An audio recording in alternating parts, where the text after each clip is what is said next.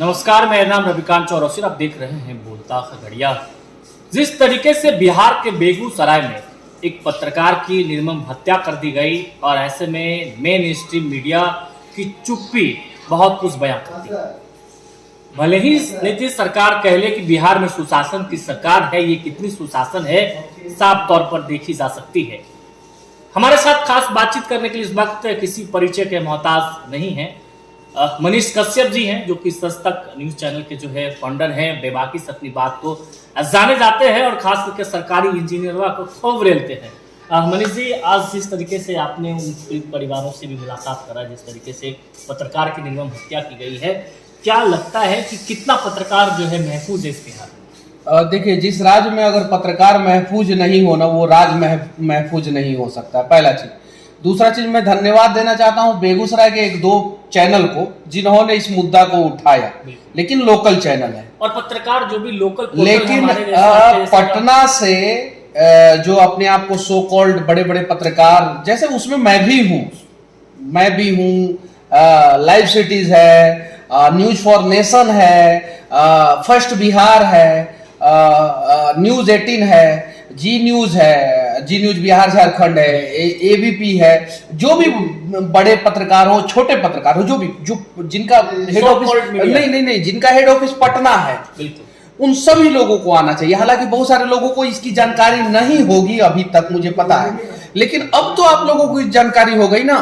क्योंकि आज अगर हम टीआरपी के चक्कर में, एक दूसरे को नीचा दिखाने के चक्कर में, हम लोग भी एक दूसरे से लड़ाई करते हैं, अक्सर करते हैं।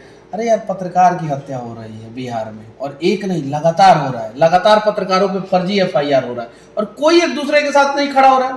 आपने देखा गोपालगंज में पत्रकार के खड़ा हुआ, क्यों? क्योंकि न्यूज 18 के बारे में हम क्यों बताएंगे? उसके पत्रकार के साथ बदतमीजी हुई है ना, हमारे के साथ होगी तो हम देखेंगे।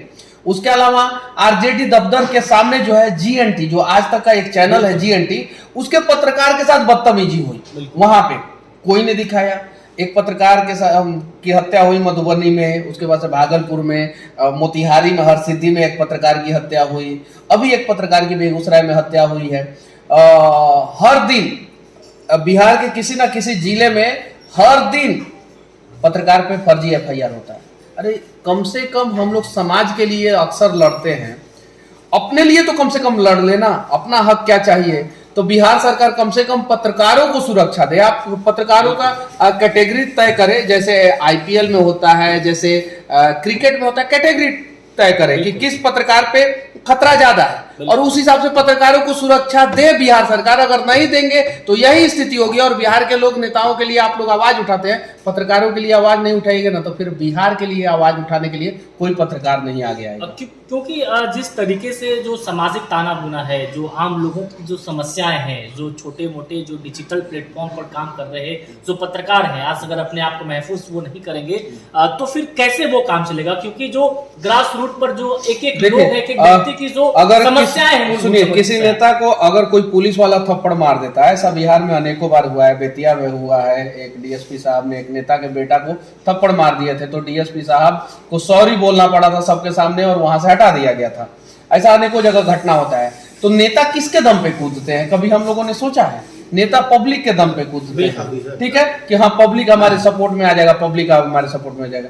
हम पब्लिक से पूछना चाहते हैं कि आपके नजर में बहुत सारे पत्रकार बेईमान होंगे, हम मानते हैं, नो डाउट। आप पत्रकार को पतलकार भी कहते हैं, हम मानते हैं, नो डाउट। लेकिन जो ईमानदार पत्रकार है, ईमानदारी से कुछ काम कर रहा है, उसके समर्थन में तो खड़ा होना आपका फर्ज बनता है ना। क्योंकि हमेशा 124 घंटा वो आम लोगों की नुमाइंदगी करता है। डेटा उठा के देखिए ना, मैं बोल रहा हूं ना, 38 किसी ना किसी पत्रकार पे फर्जी केस होता है हर दिन, लेकिन कोई आदमी नहीं खड़ा होता है। क्यों नहीं खड़ा होता है भाई? जाति के नाम पे ही खड़ा होना है तो अपने जाति के पत्रकारों के लिए तो कम से कम खड़े हो जाओ, कम से कम जाति के नेताओं के लिए खड़े हो जाते हो, लेकिन जाति के नाम पे पत्रकारों के लिए नहीं खड़े होते हो। जरा सोचिए। तो मैं विनती करना चाहता हूं सभी से कि कम से कम कुछ नहीं करना है, आप लोग कम से कम 7 दिन तक लगातार उस खबर को दिखाइए। अपराधी गिरफ्तार हो नहीं हो फर्क नहीं पड़ता, 7 दिन तक लगातार उस खबर को दिखाइए, ताकि जो है अगली बार से कोई इस प्रकार से दुस्साहस करने से पहले 10 बार सोचे। बिल्कुल सोचे। खगड़िया शहर का एकमात्र रेमंड शोरूम, जहां आपको मिलता है रेमंड्स के सभी कपड़े उपलब्ध। नक्कालों से सावधान। पता है खगड़िया शहर के सागर मॉल चौक स्थित भारत वस्त्रालय के बगल में, स्टाइल बाजार के बगल में द रेमंड शॉप। बिल्कुल आपने सही सुना। इस लगन के मौके पर आप आज ही पधारे द रेमंड शॉप यानी भारत वस्त्रालय के बगल में। रेमंड शोरूम हमारा बहुत पुराना शोरूम है। हमारी भारत वस्त्रालय जो हमारी 40 वर्ष की दुकान है उसके बगल में है, स्टाइल बाज़ार के सटा हुआ है, मेन रोड सागरमल चौक। हमारी रिक्वेस्ट है आइए हमारे शोरूम में एक बार जरूर विजिट। नमस्कार, मैं डॉक्टर संतोष कुमार सिंह, निदेशक दर्शिता मेडिसिटी बलवाही खगड़िया। हमारे यहाँ 24 आवर विशेषज्ञ चिकित्सकों द्वारा इमरजेंसी की सुविधा उपलब्ध है, जैसे ICU, NICU की सुविधा, सारी सुविधाएं कम खर्च पे उपलब्ध है।